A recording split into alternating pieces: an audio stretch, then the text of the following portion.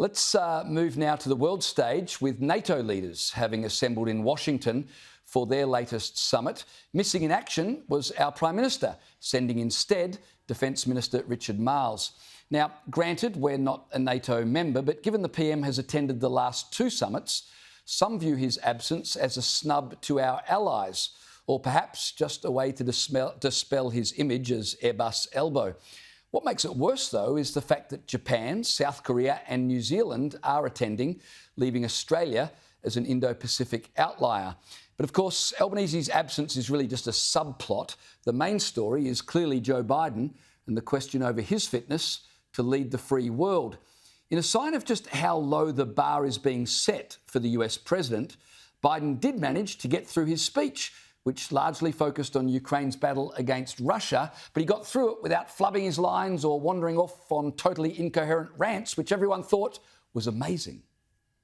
We know Putin won't stop at Ukraine, but make no mistake, Ukraine can and will stop Putin. It's good that we're stronger than ever, because this moment in history calls for our collective strength. Autocrats want to overturn global order. The United States and our partners intend to provide Ukraine with dozens of additional tactical air defense systems. His speechwriters have clearly learned the lesson, very short sentences. Joining me now to discuss the summit and the broader geopolitical implications is senior analyst at the Australian Strategic Policy Institute, Malcolm Davis. Good evening, Malcolm. I'll get into all the details of the summit in a moment, but does it concern you that much of the focus on Biden's performance rather than substance? People didn't care so much what he said as just the fact he was able to say it without making a fool of himself. Well, look, obviously people did care about what he said in terms of this being a really important NATO summit. It's the 75th anniversary of NATO. The summit is being held against the backdrop of a brutal war by Russia against Ukraine that potentially runs the risk of extending into NATO itself. But you're right in the sense that the United States is the leader of NATO. And if you have the President of the United States effectively, potentially not up to doing the job, that creates a real sense of emergency and crisis within the alliance.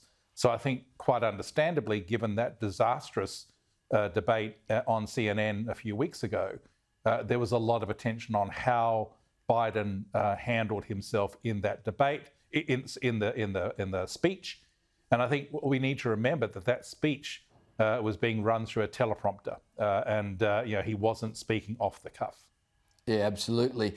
Well, there's been a strong show of support at the summit for Ukraine, with NATO nations providing new strategic air defence systems. I wanted to ask you if you think that's enough, particularly given the horrendous attack on the Children's Hospital in Kiev just a few days ago. Look, whatever is provided is never enough, in the sense that Ukraine is fighting for its very existence. Russia is not interested in peace in Ukraine. It wants Ukraine in pieces. It basically wants the complete destruction of Ukraine and the annihilation of the Ukrainian state. So whatever we give Ukraine, we need to give more. And although we're giving them advanced air defense capabilities, probably isn't sufficient in a military sense to be able to counter everything that Russia can throw at Ukraine.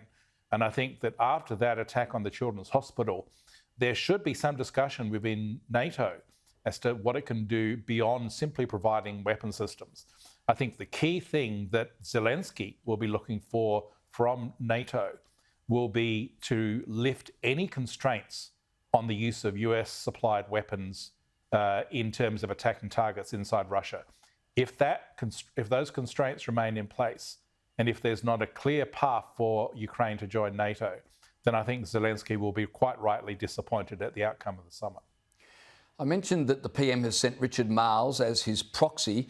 Do you think the PM should have attended? And secondly, is Australia doing enough to support NATO in this effort? Well, short answer is, of course, the PM should have attended. I'm sure Deputy Prime Minister and Defence Minister Richard Marles will do a great job. But the fact is that the IP4, those 4 Indo-Pacific states that are associate partners to NATO, South Korea, Japan, Australia and New Zealand, those 3 states, South Korea, Japan and New Zealand, all sent their political leaders. We sent the Deputy Prime Minister and Defence Minister.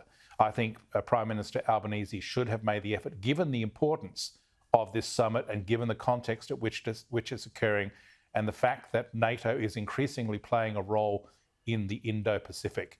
And in terms of Australian assistance to Ukraine, of course we should lift it. We should dramatically lift it in terms of what we can offer them.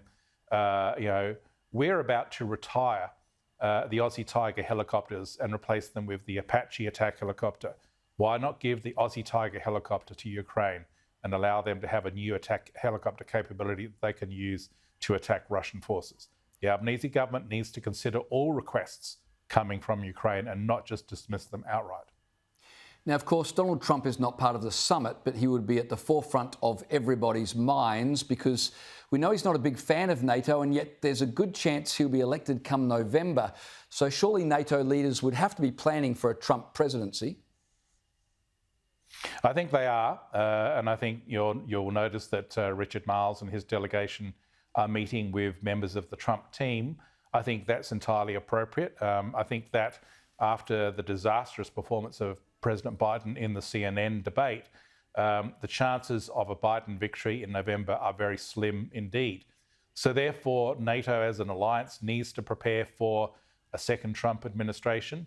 Trump will put intense pressure on NATO to lift its game in terms of defence spending and contributions to European security, and I think Europe should do this. And I think what you're seeing is European states starting to essentially plan for increased defence spending, not just to placate Trump, but prepare for also the possibility that Russia, if it secures its victory in Ukraine, would then turn its attentions to NATO. And you have the prospect that a Russian victory in Ukraine could then set the stage for a much bigger and much more dangerous war in Europe a year or two later. Just before you go, the Signals Directorate yesterday released the details of Chinese hackers backed by Beijing responsible for a number of hacks in Australia. It's great the government's been forthcoming about what the Chinese are up to, but unless pressure is put on Beijing over this sort of activity, and that begs the question, what sort of pressure could we apply? But what's the point of releasing this information if that's all it is, just releasing the information? The point is to alert the Australian community in terms of government organisations, private sector, individual users to the threat that Chinese cyber warfare capabilities pose. This was a group called APT-40 that was operating on behalf of the Chinese government. So this was essentially a Chinese government cyber warfare attack on Australia. And I think that the Australian Signals Directorate did the right thing by highlighting this attack, by making it clear to the Australian public what is going on. And you're right, obviously we ideally would like to put pressure on China to get them to cease and desist, but we have to accept the fact that China is never going to cease and desist. So the best thing we can do is defend against these sorts of attacks. The only way we can do that is to shine a spotlight on Chinese activities and defend against them. Malcolm Davis, appreciate your time this evening.